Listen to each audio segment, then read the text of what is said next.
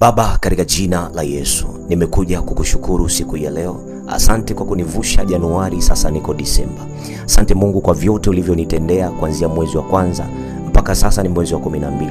Umenivusha na mengi, umeniepusha na magonjwa, umeniepusha na ajali, umeniepusha na mauti. Baba, nimekuja leo kukushukuru.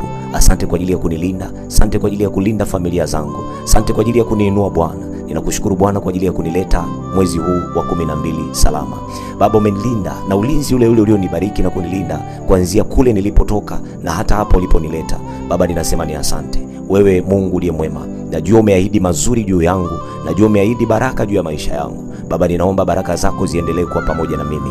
Ninapofika mwezi wa 12, ukawe ni mwezi wa baraka kwangu. Na Mungu, ninapojiandaa kuvuka mwaka na mwaka unaokuja ukawe ni mwaka wa baraka kwangu. Ninakataa taarifa mbaya juu ya maisha yangu, ninakataa taarifa mbaya juu ya familia yangu. Baba yangu na Mungu wangu, ninakushukuru kwa maana wewe uko pamoja nami.